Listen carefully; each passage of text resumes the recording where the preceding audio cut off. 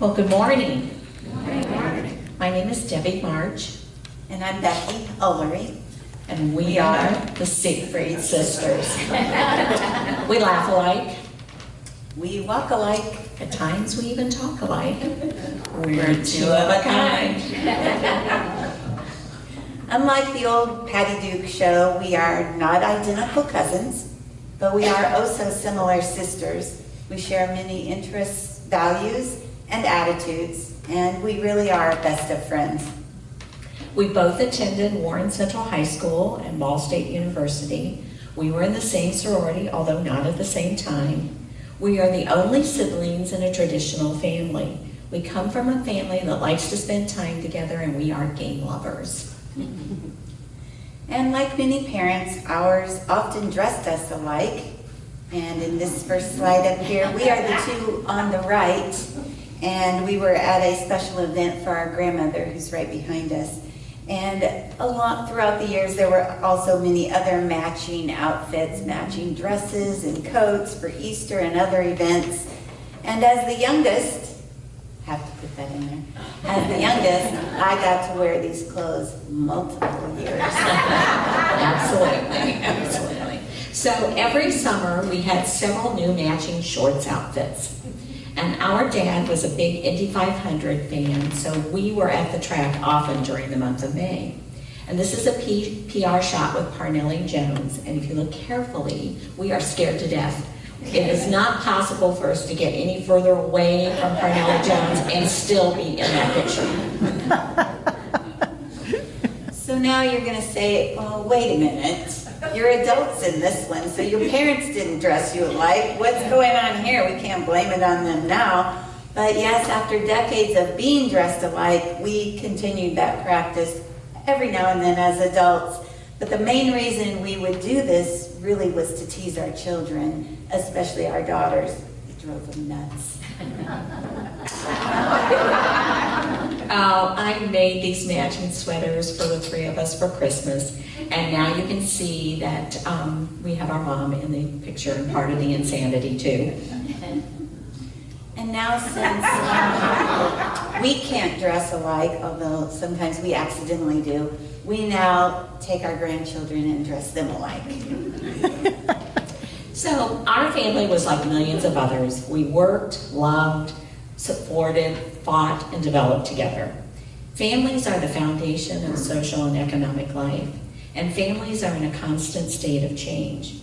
Economic conditions, changes in child labor, war, education, fertility, and the role of women have all contributed to the shifting structure of families.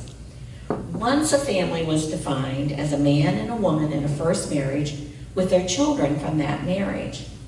Now, according to Concordia University of St. Paul, there is no consistent definition of the American family. We were born in the 1950s, so we were raised in a traditional family. And families are driving now social change and being molded by social change. So you can remember the Leave It to Beaver family. This was a very traditional structure of a family, but that's on the decline.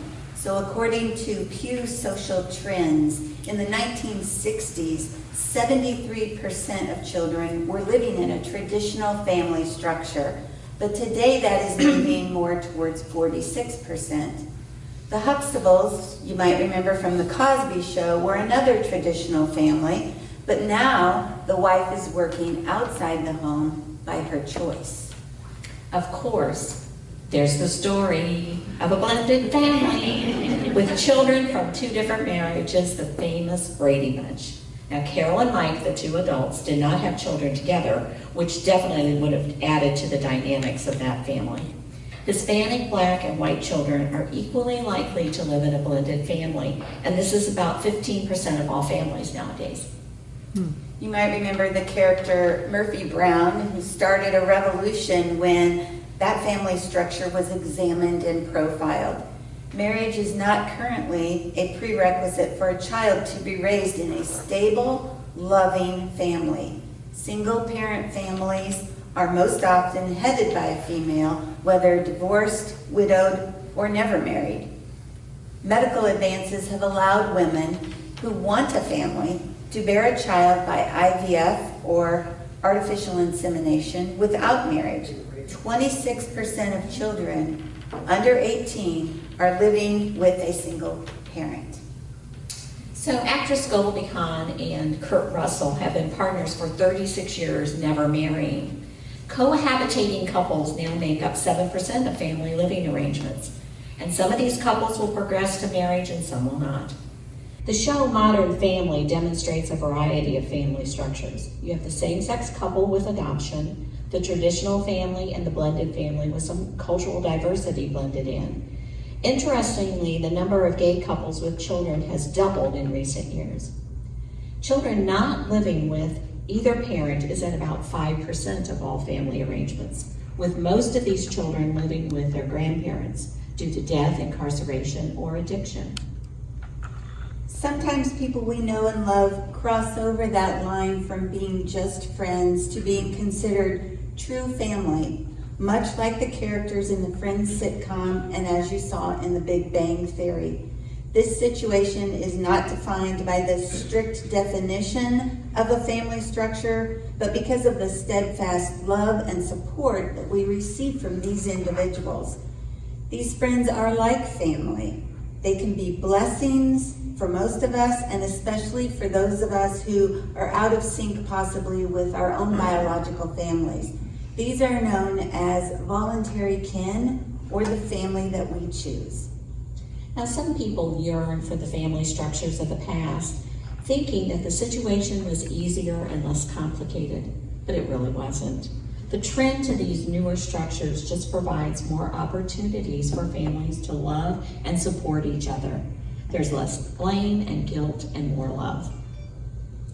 One quick note, through technology and medical advances, people can be surprised to discover previously unknown family.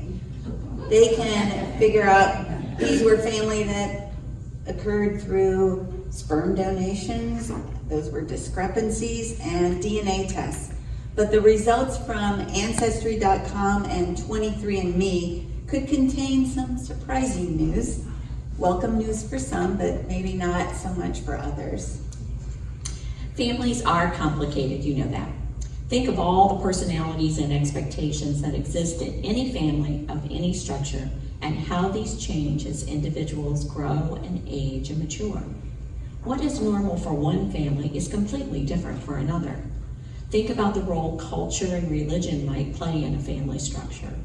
Think about the role of social and economic class. Salon.com reports that most Americans like their own family, but think other families are just flat out crazy. Yeah, I think that's right. I think that's right too.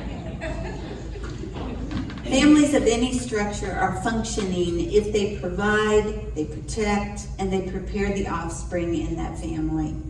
Families provide shelter, food, support, medicine.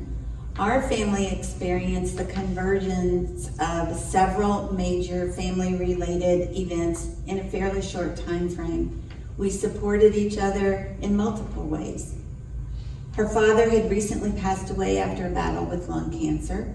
Our mother had open heart surgery that then required an emergency surgery the next day, and she was under doctor's orders to actually live with one of us.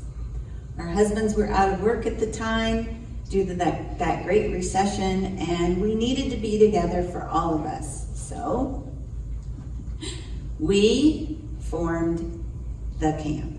We lived together. Debbie and her husband, myself, my husband, our mom, and Debbie's youngest, her 16-year-old son at the time. So we all came together, lived at Debbie's house, bless her heart, and we called it the camp. We shared chores, which included cooking, yard work, cleaning, grocery shopping, you name it. We played hours and hours of games. Amazingly, there was never one fight between anyone in that whole time period. And this was a pivotal milestone experience, and we would both say one of the best times of our lives. It made all of us closer, and we were all more connected because of it. Besides providing for families, families must also protect from a social, emotional, and physical harm, and then in turn provide support for these. So families prepare children for the future with everyday skills, education, attitudes, and values. And sometimes we need a family member to nudge us, and sometimes just plain kick our butt to get us going. Families help us experience the outside world and the interactions and expectations children will meet there. This is where we learn responsibility and grit and determination. Some families excel at providing all of these, and some slide down the scale a bit to being pretty much miserable failures. Hopefully these elements are developed with love and support. And remember, no family is perfect 100% of the time. Not the Cleavers, not John Boy and the Waltons, not your family, and not mine. In the book Where the Crawdads Sing, which I know many of you have read, Kaya is a young girl who has been abandoned by her family and her parents who suffer mental illness and addiction. Her siblings also have left the home because of the dysfunction of the parents. At 10 years old, she is responsible for her shelter, her food, her education, everything. Imagine.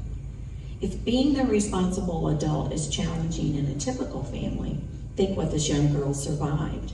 She's fortunate to succeed and overcome the failure of her family structure. Families experiencing difficulties is really not a new phenomenon. Some of the earliest stories about families with troubles come to us from the Bible. Look at Adam and Eve. First of all, the parents broke a major rule. Then one of their sons kills his brother. Then there's Noah. He does save the animals from the flood, but then he's found drunk and naked. He ends up putting a curse on his son because of his son's criticism of him. And Jacob, he had 12 boys, and he gave his youngest a fabulous coat. The others were upset about this, and they sold Joseph into slavery. Tough families, tough families. Becky and I were 4 years apart in age and 5 years apart in school, so when we were younger, we had parallel roles in our family. Our interests and similar outlooks developed when I was coming home from college and she was getting ready to start her college days. Then when she lived in Michigan and Minnesota and Arizona, we were not as close because of the distance and the stages of our children's development. With jobs and children, we communicated by phone and visited when possible, but our family always believed in getting together, so we always tried to stay connected. Maintaining the integrity of any family structure can be challenging. There are a lot of forces working against it. Families can be torn apart by violence, stubbornness, love, addiction, government policies, incarcerations, culture, mental health, war, death, misunderstandings, and just plain selfishness. These situations require that endurance, resilience, understanding, patience, and forgiveness so that the families can mend, maintain, and begin to heal. Every day, I am thankful for my sister, for my children, my grandchildren, my husband, and all of my extended family. We have supported each other through breast cancer, melanoma, divorce, job losses, caring for dying parents, caring for very sick grandchildren, the camp, celebrations, and the joy of each other's company and friendship. This is what families do. We love and support each other the best we can. Most families have endured similar situations, and they've emerged stronger. So as we close, we hope you are thinking about your own family, and we would like you to examine and consider some foundational questions and a few quotes that could guide you. So what does your family mean to you? And who is your family? Are you able to love your family for who they are and not for what you want them to be? How do you support your family? And do you have regrets? So Mother Teresa has said, what can you do to promote world peace? Just go home and love your family. Anthony Brandt has said, other things may change us, but we start and end with the family. And finally, Bill Russell has said, to love someone is nothing. To be loved by someone is something. To love someone who loves you is everything. This is family. Reach out to your family today with love, understanding, and forgiveness. Don't delay. God God bless you and your family.